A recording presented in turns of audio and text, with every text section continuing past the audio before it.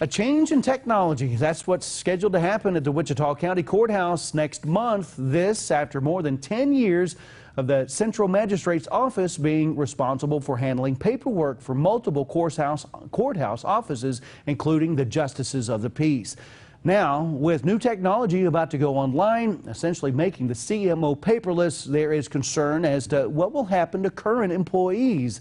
Nicholas Qualick, he joins us now. Nick, what are some of those concerns? Well, Daryl, with this new technology comes new training and requirements for employees, some of those being long-time employees. But while we don't know who's leaving or staying yet, we do know that whole process is now underway.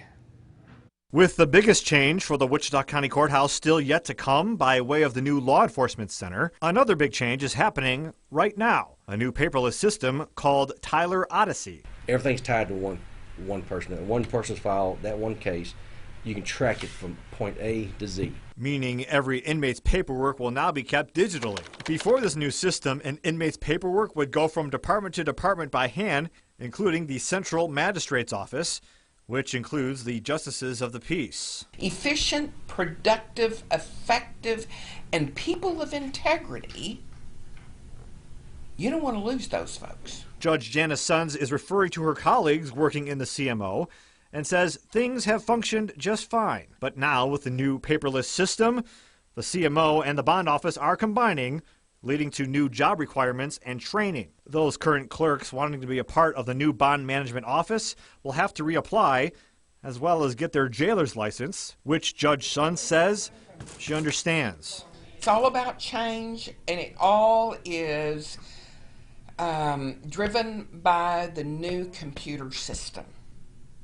All of it. At a recent meeting of the Wichita County Commissioners, Judge Woody Gossam said he'd like to see all CMO employees head over to the new office. Commissioner Jeff Watts says the openings are there. The CM office today has 3 people in there. We have 0 people in the bond office today.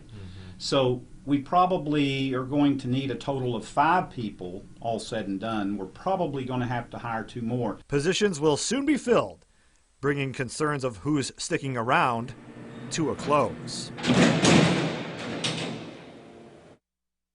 The new system is expected to go online July 12th. Commissioner Watts says it'll cost about $10,000 less a month to operate than the current system. Wow, okay, that's a lot of money. All right, Nick, thank you very much.